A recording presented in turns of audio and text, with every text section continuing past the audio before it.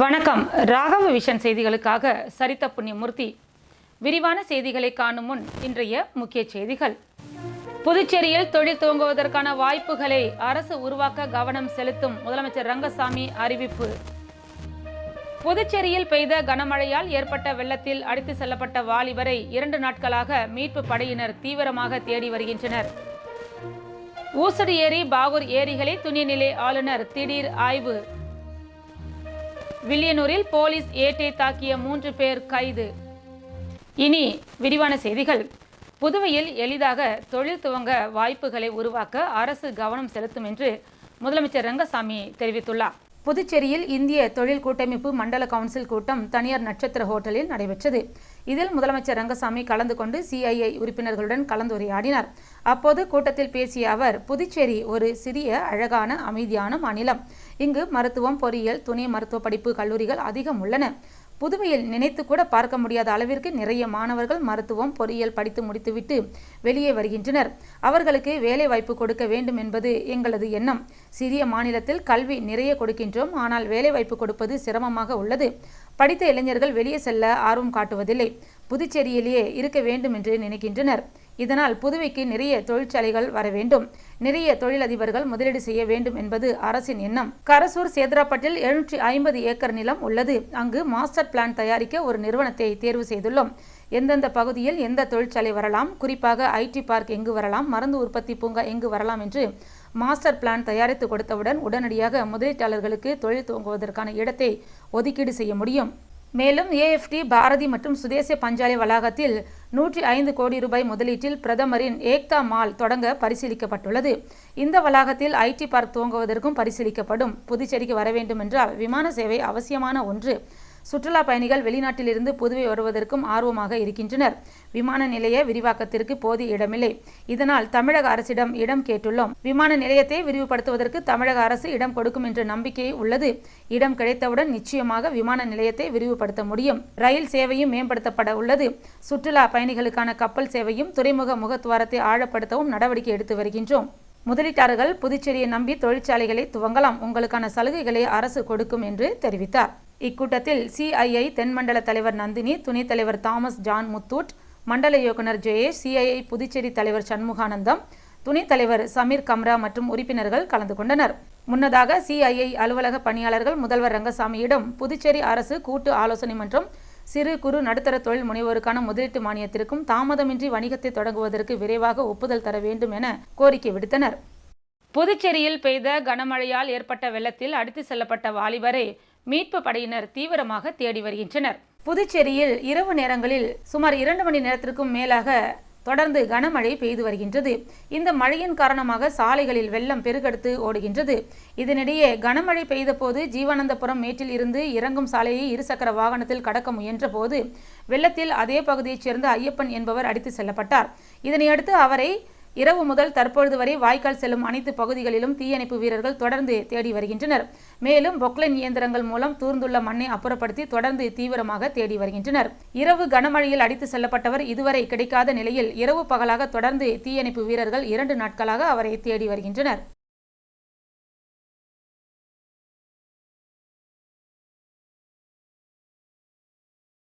ஊசடி ஏரியை துணைநிலை ஆளுநர் கைலாஷ்நாதன் திடீர் ஆய்வு மேற்கொண்டார். புதுச்சேரி துணைநிலை ஆளுநர் கைலாசநாதன் ஊசுட்டேரியில் ஆய்வு மேற்கொண்டார். அவர் ஆய்வு மேற்கொள்ள வருகை புரிந்ததையொட்டி அமைச்சர் சாய்ஜி சரவணகுமார் பொன்னாடை அணிவித்து பூக்கூடை மற்றும் பழக்கூடை வழங்கி அவரை வரவேற்றார். தொடர்ந்து பாஜக நிர்வாகிகள் பலரும் பொன்னாடை அணிவித்து வாழ்த்துக்களை தெரிவித்தனர். இதனைத் தொடர்ந்து துணைநிலை ஆளுநர் கைலாசநாதன் ஆதிதிராவிடர் நலத்துறை அமைச்சர் சாய்ஜி சரவணகுமார், பொதுப்பணித்துறை, சுற்றுலாத்துறை மற்றும் வனத்துறை அதிகாரிகளுடன் நேரில் சென்று ஆய்வு மேற்கொண்டார். ஆய்வின் போது புதுச்சேரிக்கு ஊசுட்டேரியிலிருந்து குடிநீர் எடுத்து செல்வது குறித்து அதிகாரிகளிடம் கேட்டறிந்தார். ஆய்வை தொடர்ந்து செய்தியாளர்களை சந்தித்த அவர், புதுச்சேரியில் உள்ள அனைத்து துறைகள் குறித்து ஆய்வு செய்து வருவதாகவும் அதன் பின்னே நடவடிக்கைகள் எடுக்கப்படும் என கூறியவர், மக்கள் உங்கள் மீது அதிகமான நம்பிக்கை வைத்துள்ளனரே என கேள்விக்கு சிரிப்பு ஒன்றே பதிலாக அளித்தார். தொடர்ந்து பாகூர் ஏரியை ஆய்வு செய்ய அதிகாரிகளுடன் புறப்பட்டு சென்றார். ஊசடி ஏரி ஆய்வின் போது அமைச்சர் சாய்ஜி சரவணகுமார், தொகுதி ஒருங்கிணைப்பாளர் சாய் தியாகராஜன், தொகுதி தலைவர் ஐயனார் மற்றும் அதிகாரிகள் பலரும் உடனிருந்தனர்.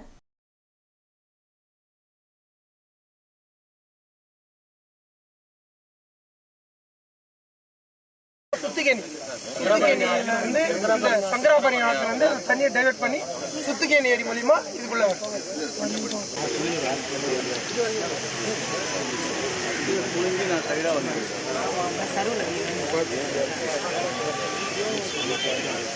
வில்லியனூரில் போலீஸ் ஏட்டை தாக்கிய 3 பேர் கைது செய்யப்பட்டுள்ளனர். புதுவை போதைப் பொருள் தடுப்பு பிரிவு ஏட்டு வசந்த் கஞ்சா வழக்கில் தொடர்புடைய வில்லியனூர் அடுத்த கோபாலன் கடை அம்மா நகரைச் சேர்ந்த சதீஷ், பிரதீப் இருவரையும் பிடிப்பதற்காக சென்றுள்ளார். அவருடன் முத்தியால்பேட்டை போலீஸ் ஏட்டு தேவாவும் உடன் சென்றுள்ளார். போலீஸ் சீருடையில் வந்த தேவாவை தூரத்தில் நிறுத்திவிட்டு வசந்த் மற்றும் சதீஷ் வீட்டிற்கு சென்றுள்ளார். அப்போது சதீஷை கைது செய்ய ஏட்டு வசந்த் முற்பட்ட பொழுது இருவருக்கும் இடையே வாக்குவாதம் தள்ளுமுள்ளு ஏற்பட்டுள்ளது. அப்போது வீட்டில் இருந்த சமையல் குக்கரின் மூடியை எடுத்து வசந்தை சதீஷ் மற்றும் அவரது சகோதரர் பிரதீப் சராமரியாக தாக்கியுள்ளனர். இந்த வழக்கில் சதீஷ், பிரதீப், அவரது மனைவி மகேஸ்வரி, மற்றொரு 17 வயது சிறுவன் உள்ளிட்ட 4 பேர் மீது போலீசார் வழக்கு பதிவு செய்து 3 பேரை கைது செய்துள்ளனர்.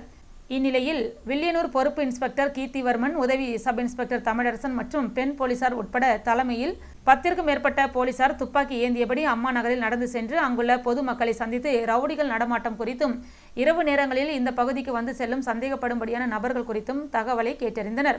அப்போது ஏட்டு வசந்த் தாக்கப்பட்ட வீட்டிற்கு சென்ற போலீசார் அங்கிருந்த சதீஷின் மாமியாரை அழைத்து விசாரித்தனர். பின்னர் சதீஷின் வீடு உள்ள வீதியில் குடியிருந்த பெண்களிடம் போலீசார் ரவுடிகள் நடமாட்டம் மற்றும் அங்கு நடக்கும் பிரச்சனைகள் குறித்தும் கேட்டறிந்தனர். புதுச்சேரியில் நடைபெற்ற மாநில அளவிலான சிலம்பம் போட்டியில் 1000க்கும் மேற்பட்ட மாணவர்கள் பங்கேற்றனர். தமிழர்களின் பாரம்பரிய விளையாட்டான சிலம்பத்தை ஊக்குவிக்கும் வகையில் மாநில அளவிலான சிலம்பம் போட்டி பூரணங்குப்பம் பகுதியில் உள்ள அங்காள பரமேஸ்வரி கோவில் திடலில் நடைபெற்றது. புதுச்சேரி மற்றும் தமிழ்நாடு மாநில அளவில் நடைபெற்ற இப்போட்டியில் தமிழகம் மற்றும் புதுச்சேரியை சேர்ந்த 1000க்கும் மேற்பட்ட மாணவர்கள் பங்கேற்று தங்களின் தனி திறமையை வெளிப்படுத்தினர். 6 வயது முதல் 17 வயது வரை உள்ள மாணவ மாணவிகளுக்கு வயது அடிப்படையில் நடைபெற்ற போட்டியில் முதல் 3 இடங்களை பிடித்த மாணவர்களுக்கு சான்றிதழ்கள் மற்றும் கோப்பை வழங்கி பாராட்டப்பட்டது.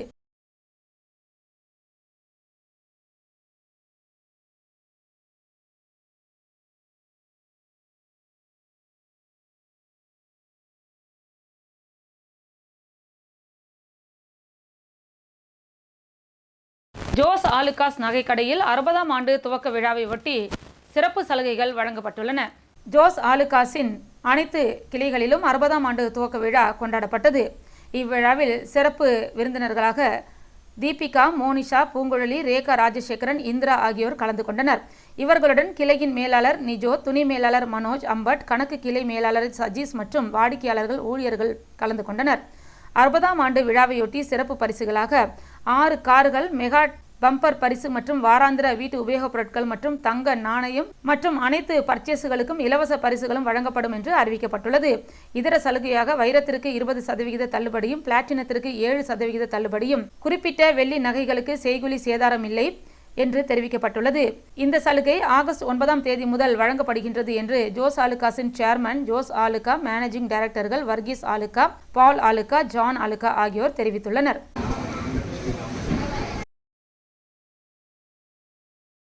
பாகூர் ஏரியை துணைநிலை ஆளுநர் ஆய்வு மேற்கொண்ட பொழுது அங்குள்ள சாராய கடையை அகற்ற கோரி பொதுமக்கள் மனு அளித்தனர். புதுச்சேரி மாநிலத்தின் புதிய துணைநிலை ஆளுநராக கைலாஷ்நாதன் கடந்த 7ஆம் தேதி பதவியேற்றுக் கொண்டார். இன்று முதல் முறையாக ஊசுடு மற்றும் பாகூர் ஏரிகளை ஆய்வு மேற்கொண்டார்.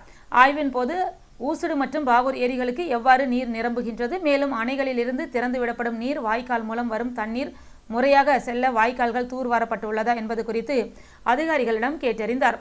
தொடர்ந்து பாகூர் ஏரிக்கரை அருகே குடியிருப்பு பகுதியில் உள்ள சாராய கடையை அகற்ற கோரியும், சாராய கடை இருந்த அரசு இடத்தில் புதியதாக அங்கன்வாடி மையம் கட்டித்தர நடவடிக்கை எடுக்க கோரியும் பொதுமக்கள் மனு அளித்தனர். மேலும் சாராய கடை இருந்த இடத்தில் அப்பகுதியைச் சேர்ந்த பொதுமக்கள் அங்கன்வாடி மையம் என பிளக்ஸ் பேனரும் வைத்துள்ளனர். இதனிடையே ஆளுநரை சந்தித்து மனு அளிக்க வந்தபோது போலீசார் அவர்களை தடுத்து நிறுத்தியதாகவும், பின்னர் 3 பேரை மட்டுமே மனு அளிக்க அனுமதித்ததாகவும் இப்பகுதியைச் சேர்ந்த பொதுமக்கள் போலீசார் மீது குற்றம் சாட்டினர். இந்த ஆய்வின் போது அமைச்சர் சாய்ஜி சரவணகுமார், பொதுப்பணித்துறை மற்றும் சுற்றுலாத்துறை அதிகாரிகள் உடனிருந்தனர்.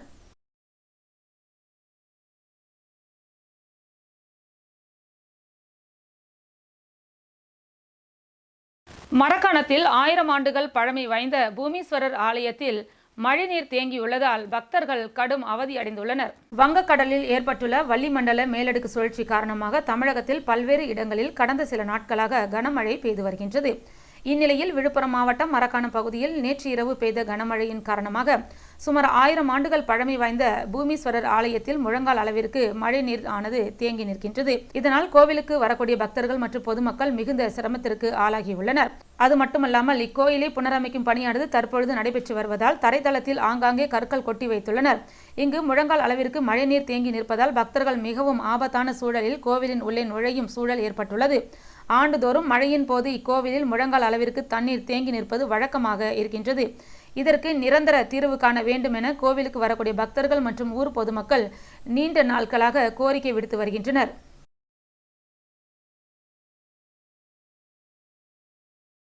ஆர்எல்வி பேரவைக்கு ஆதி திராவிடர் நல மாநில அணி அமைப்பாளராக ரகோத்தமன் நியமிக்கப்பட்டுள்ளார். புதுச்சேரி ஆர்எல்வி ஜனநாயக பேரவையின் பழைய மாநில கமிட்டி கலைக்கப்பட்டு புதிய மாநில கமிட்டியின் முதல் மற்றும் இரண்டாவது பட்டியல் வெளியிடப்பட்டுள்ளது. அதனைத் தொடர்ந்து 7 தொகுதி அமைப்பாளர்கள், மாநில மகளிர் அணி, இளைஞர் அணி, மாணவர் அணி அமைப்பாளர்கள் நியமிக்கப்பட்டுள்ளனர். தற்பொழுது மாநில ஆதி திராவிடர் நல அணியின் அமைப்பாளராக ரகோத்தமன் நியமிக்கப்பட்டுள்ளார். ஏம்பலம் தொகுதியை பூர்வீகமாக கொண்ட ரகோத்தமன் கோர்க்காடு பகுதியில் வசித்து வருகின்றார். பல வருடங்களாக ஆர்எல்வி பேரவையில் பயணித்து வரும் ரகோத்தமனின் பிறந்த நாளை முன்னிட்டு அவருக்கு பிறந்தநாள் பரிசாக ஆதி திராவிட அணியின் மாநில அமைப்பாளர் பதவி வழங்கப்பட்டுள்ளது குறிப்பிடத்தக்கது. ரகோத்தமன் 50வது பொன் விழாவினை முன்னிட்டு மதியம் கோர்க்காடு ராமலிங்க அடிகளார் சபையில் பூஜை செய்து ஆர்எல்வி பேரவையின் ஏம்பலம் தொகுதி அமைப்பாளர் கோகுல் தலைமையில் நிறுவன தலைவர் ஆர்.எல். வெங்கட்ராமன் 500 பேருக்கு அன்னதானம் வழங்கினார். இந்நிகழ்ச்சியில் பேரவையின் மாநில துணைத் தலைவர் ராதாகிருஷ்ணன், பொதுச் செயலாளர் மாஸ்கோ, பொருளாளர் கோமதி, ஆண்டாள், சுலோச்சனா, கௌரி மற்றும் ஊர் பொதுமக்கள் கலந்து கொண்டனர். ரகோத்தமன் பிறந்தநாளை முன்னிட்டு புதுச்சேரி மாநில மக்கள் முன்னேற்றக் கழகத்தின் மாநில தலைவர் மற்றும் சேர்மன் ஆகியோர் நேரில் சென்று வாழ்த்து தெரிவித்தனர்.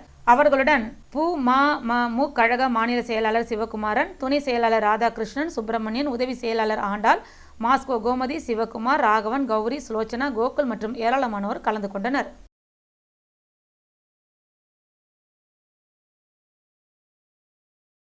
புதுச்சேரி ஆதிக்குடி காட்டுநாயக்கன் மக்கள் இயக்கம் சார்பில் பழங்குடியினர் தினம் கொண்டாடப்பட்டது. உலக பழங்குடியினர் தினம் ஒவ்வொரு ஆண்டும் ஆகஸ்ட் 9ஆம் தேதி கொண்டாடப்பட்டு வருகின்றது.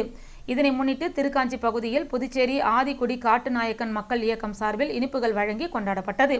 இந்நிகழ்ச்சியில் சிறப்பு விருந்தினராக புதுச்சேரி மாநில பழங்குடியினர் மக்கள் கூட்டமைப்பின் மாநில தலைவர் ராம்குமார் மற்றும் நிர்வாகிகள் நாகராஜ், ஏகாம்பரம் ஆகியோர் கலந்து கொண்டு சிறப்புரையாற்றினர்.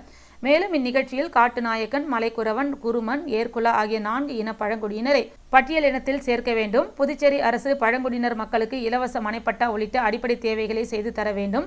புதுச்சேரியில் வசிக்கின்ற அனைத்து பழங்குடியினர் மக்களும் தங்களது குழந்தைகளை நன்கு படிக்க வைக்க வேண்டும். இதனால் எதிர்காலத்தில் தங்களது சமூகம் முன்னேற்றம் அடையும் என கூறி ஆலோசனைகளை வழங்கினர். இந்நிகழ்ச்சிக்கான ஏற்பாடுகளை புதுச்சேரி மாநில ஆதிக்குடி காட்டுநாயக்கன் பழங்குடியினர் மக்கள் இயக்க நிர்வாகிகள் தனபால், மாசிலாமணி, சேட்டு, அண்ணாமலை, குப்புசாமி, பரசுராமன், ரமேஷ், சக்திவேல், சேகர், பெருமாள், பாலகிருஷ்ணன், காத்தவராயன், வீரமணிகண்டன் உள்ளிட்ட நிர்வாகிகள் சிறப்பாக செய்திருந்தனர். நடைபெற்ற இந்நிகழ்ச்சியில் ஏராளமான பழங்குடியின மக்கள் கலந்து கொண்டு ஆடல் பாடலுடன் கொண்டாடி மகிழ்ந்தனர்.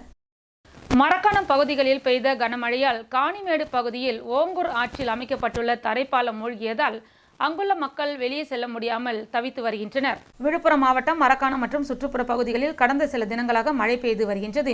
இந்நிலையில் நேற்று இரவு கனமழை பெய்தது. இந்த கனமழையின் காரணமாக இதுவரை இல்லாத வகையில் ஓங்கூர் ஆற்றில் வெள்ளம் கரை புரண்டு ஓடுகின்றது.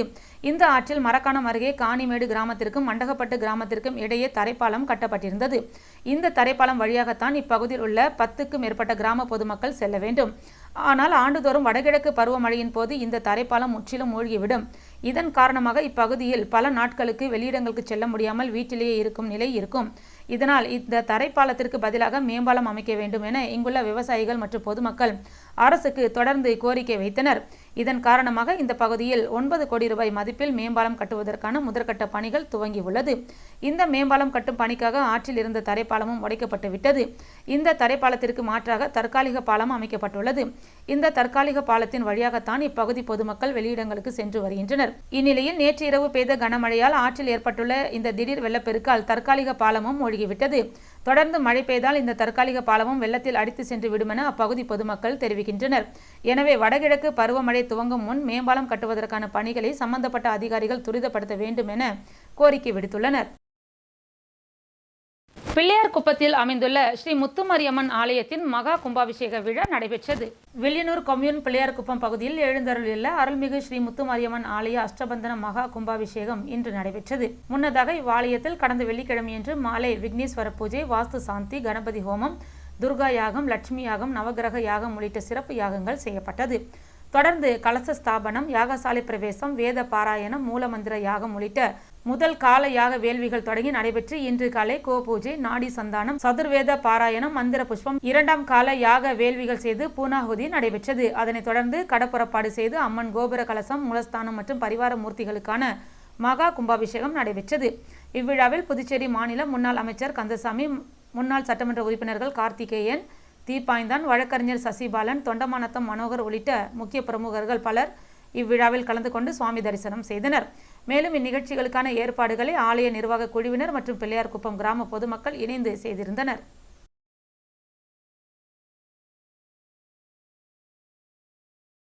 புதுவையில் இன்றைய தங்கம் மற்றும் வெள்ளி விலை நிலவரம்.